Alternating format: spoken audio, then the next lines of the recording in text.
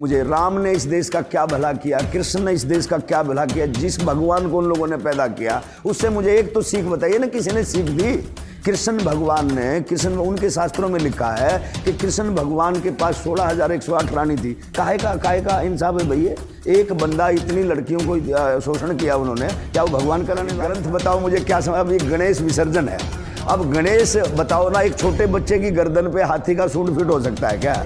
भाई चैलेंज के साथ कहता हूँ, कोई दुनिया में ऐसा डॉक्टर है क्या? भाई बच्चे की गर्दन का साइज देखिए, कौन सा उनके पास फेविकोल था, कौन सी फेविक्विक थी। और फिर आप ये बताओ ना भाई, हाथी जो है एक जानवर है, हाथी टेढ़ा होता है, जानवर टेढ़ा होता है, मनुष्य सीधा होता है। अगर टेढ़े जानवर का सिर काट के आप सीधे मनुष्य पर लगाएंगे तो सूंड कहाँ दिवाली आएगी?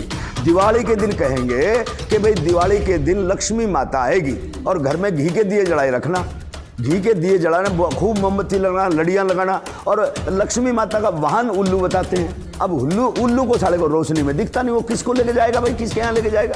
ये बताओ ना भाई, सच्चाई को। इस देश में औरतें जब पढ़ लेती हैं तो सीधी नरक में जाएगी। कौन सा नरक? तुम भगवान का भजन नहीं करोगे तो तुम नरक में जाओगे, तुम्हें नरक में जगह मिलेगी, तुम्हें वहाँ तेल के कढ़ाई में भूना जाएगा, फलाना ढिमका। इस तरह से हमारे लोगों को डरा करके ये लोग चंदा वसूल करते हैं। जैसे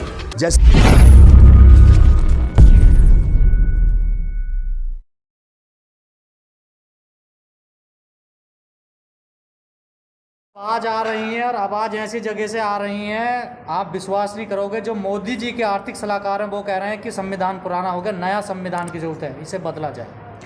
ऐसा है, सबसे पहले तो मैं जो आपका मीडिया है, हमारा जो बहुजन मीडिया है, जो बाकी जो प्रोफेशनल मीडिया लोग हैं वो तो सारे के सारे बिक चुके हैं, उनका ज़मीर मर चुका है, क्योंकि वो सब के सब जो है ना हम लोगों की बातें नहीं दिखाने का काम करते।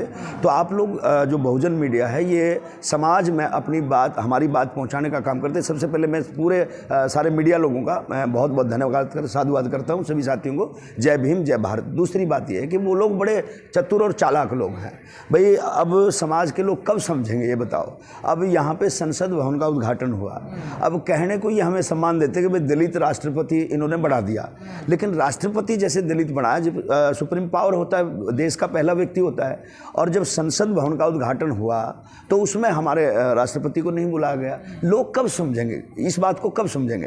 क्योंकि जो सेंगोल था, अब इससे देखो आप क्या पड़ा, सेंगोल से उन्होंने संसद भवन का उद्घाटन किया। सेंगोल का क्या है कि ब्राह्मण लोग जो थे, जो आपस में राज का ट्रांसफर करते थे, उसमें सेंगोल देते थे एक दूसरे को, जबकि इस देश का जो राष्ट्रीय चिन्ह अशोक स्तंभ है, तो उसको दरकिनार करके, राष्ट्रपति को दरकिनार करके पूरा का पूरा मनवादी सिस्टम, मनवाद इन लोगों ने संसद भवन में तैयार कर दिया। और इसमें आपने जो बात कही वो 101% सत्य है कि वो लोग संविधान को चेंज करने जा रहे हैं और हमारे लोग आपस में लड़ रहे हैं। तो मैं अपने समाज के लोगों के लिए भी एक सॉन्ग मैंने किया कि हम सबको एक मंच पे आना होगा रे, मेरे भीम का संविधान यो बचाना होगा रे। तो लेकिन अब करें क्या भाई? इसका तो क्या मैं लग रहा है आपको बच पाएगा संविधान? संविधान तो ऐसा है, जब बाबा साहब अम्बेडकर एक ऐसा बीज बो करके चले गए, मानवर साहब श्री कांसीराम जैसे इस संसार में हमारे लिए देवता पैदा हो गए, हमारे लिए भगवान पैदा हो गए, जिन्होंने जागृति पैदा कर दी। बहन कुमारी मायावती हैं, भाई चंद्रशेखर भी अच्छी लड़ाई लड़ रहा है। तो हमारे अब बामन मेश्राम है, इधर से बहुत सारे लोग अपने अपने दलों में काम करने का काम कर रहे हैं। लेकिन मैं उनको यही कहना चाहूँगा, डराते क्यों वहाँ पर समाज को? कैसे, किस बात पे डराने का काम है? डराना तो ये यार, संविधान बदला जाएगा, मनुस्मृति लागू होगी, ये तो एक बात था। वो लोग पावरफुल लोग हैं, उनके पास सारी चीज़ें हैं। तो इस तरह से अगर हम लोग अब संविधान को कहाँ उन लोगों ने छोड़ा है ये बताओ? अब संविधान के अंदर जो संविधान के अंदर हमारे जो वो थे, क्या नाम, हक अधिकार थे, उनको धीरे धीरे वो लोग कमज़ोर कर रहे हैं। अब संविधान कैसे बच पाएगा बताओ? वो तो कहते हैं अम्बेडकरवादियों ने हमारा जीना हराम कर रहा हो। तो जीना हराम तो करेंगे ना भाई, जब वो लोग हमारे मान सम्मान को ठेस पहुँचाने का काम करेंगे, हमारे जो ग्रंथ है हमारा संविधान, उसको छेड़ेंगे तो हम लोग क्या? तो उनके ग्रंथों को कितना कर रहे आते हैं, देखिए दिन रात गाली दे रहे हैं सारे लोग। एक बात बताइए ना, उनके ग्रंथों में एक भी बात सच्चाई बता दी मुझे। राम ने इस देश का क्या भला किया, कृष्ण ने इस देश का क्या भला किया, जिस भगवान को उन लोगों ने पैदा किया उससे मुझे एक तो सीख बताइए ना, किसी ने सीख दी। कृष्ण भगवान ने, कृष्ण उनके शास्त्रों में लिखा है कि कृष्ण भगवान के पास 16,108 रानी थी। काहे का इंसाफ है भैया? एक बंदा इतनी लड़कियों को शोषण किया उन्होंने, क्या वो भगवान कहलाने लायक था? रामचंद्र जी जब सीता, उन्हीं का लिखा हुआ बताता हूँ मैं, तो रामचंद्र जी सीता मैया को ले आए आए और रावण के पास से आकर के उन्होंने कहा मैं बिल्कुल ठीक हूँ, अग्नि परीक्षा ले ली। अरे काहे कि भाई वो उनकी आस्था ना, हमारी तो आस्था नहीं, हमारी तो आस्था बाबा साहब में है ना, हमारी तो आस्था महापुरुष। प्रत्यक्ष को प्रमाण की आवश्यकता है। एक बताइए, वो लोग कहते हैं सबसे पहले विद्यालयों के अंदर, कॉलेजों के अंदर सरस्वती माँ को पूजो। भाई सरस्वती के पास कितनी डिग्रियां थी ये बताइए, सरस्वती का जन्म कहाँ हुआ? अब सरस्वती हमारे लिए अगर कोई है तो सावित्रीबाई फूले है, जिन्होंने इस देश के अंदर महिलाओं की बेड़ियां तोड़ने का काम किया। महिलाएं इस देश में पढ़ नहीं सकती थी, अरे जिन महिलाओं ने उनको पैदा किया, जिन महिलाओं की कोख से उन्होंने जन्म लिया, उसको भी नहीं बख्शा। महिला को भोग विलास का सम्मान वो लोग समझते थे, लेकिन महिलाओं को सम्मान किसने दिया? ज्योतिबा फूले ने दिया, सावित्रीबाई फूले ने दिया, जिसके कारण आज हमारी बहन बेटियां पढ़ लिख कर अच्छा चल रही हैं। और हर समाज की बेटियों के लिए किया, हर समाज की बेटियों के लिए किया। तो उनके जो ग्रंथों में जो लिखा है, वो जो समझाने का काम करते हैं, कहीं ना कहीं उनका झूठ पकड़ा। आप लोग समझ नहीं पाते ना उनका अर्थ, आप पढ़े हुए नहीं है, इतने समझते नहीं है उनके। यार एक बात बताइए, ग्रंथ बताओ मुझे क्या समझ। अब ये गणेश विसर्जन है, अब गणेश बताओ ना, एक छोटे बच्चे की गर्दन पे हाथी का सूंड फिट हो सकता है क्या? मैं चैलेंज के साथ कहता हूँ, कोई दुनिया में ऐसा डॉक्टर है क्या? भाई बच्चे की गर्दन का साइज देखिए, कौन सा उनके पास फेविकोल था, कौन सी फेविक्विक थी? और फिर आप ये बताओ ना भाई, हाथी जो है एक जानवर है, हाथी टेढ़ा होता है, जानवर टेढ़ा होता है, मनुष्य सीधा होता है। अगर टेढ़े जानवर का सिर काट के आप सीधे मनुष्य पर लगाएंगे तो सूंड कहाँ जाएगा? ऊपर जाएगा ना। अब जो उन्होंने नीचे भी कर दिया और कहते हैं कि गणेश महल से पैदा हुआ। तो क्या महल से पैदा हो सकता? मैं भावनाओं को ठेस नहीं पहुंचाता, मैं सिर्फ और सिर्फ अपने समाज के लोगों को ये बताना चाहता हूँ, ये चेताना चाहता हूँ कि उनकी झूठ को पकड़ो, उनकी दुकानदारी को पकड़ो, और उनकी जो वो लोग हमारे ऊपर भिन्न भिन्न प्रकार के भगवानों को थोपने का काम करते हैं, जिन्होंने हमारे लिए कुछ नहीं किया, उनको मत मानो और अपने बच्चों को पढ़ाओ। भाई मंदिर से हटाओ। कहते हैं हमारे यहाँ आइए, आप लोग जाते हैं जबरदस्ती और पिटते भी हैं मंदिरों में जाके। भाई वो लोग नालायक लोग हैं ना, फिर जो वहां जाके पिटते हैं नालायक लोग। अब बाबा साहब, अब मंदिर के अंदर बाबा साहब अम्बेडकर ने देखा, जब अंग्रेजों का समय था, सबसे पहले कालाराम जो मंदिर था, उस मंदिर में प्रवेश भी बाबा साहब अम्बेडकर ने कराने का काम किया। और वो सिर्फ इसलिए किया था कि भाई मंदिर में तुम्हें कुछ मिलेगा नहीं, लेकिन बाबा साहब अम्बेडकर बड़े अनुभवी थे। उन्होंने सोचा भाई अंग्रेजों का ध्यान वैसे तो हमारे तरफ आ नहीं रहा, और अंग्रेज अफसरों का ध्यान हमारी तरफ आएगा कि हमारे लोगों को कितना प्रताड़ित करते हैं। मंदिर में जब जाते हैं तो हम लोगों को रोकने का काम करते हैं। ये दिखाने के लिए बाबा साहब ने कहा था चलो मैं मंदिर में प्रवेश कराता हूँ। उन्होंने ये नहीं कहा था कि आप मंदिर में ही जाना। बाबा साहब ने कहा जब तुम सुबह उठोगे आपको 2 घंटी सुनाई देंगी, 1 घंटी मंदिर की बजेगी, 1 घंटी विद्यालय की बजेगी।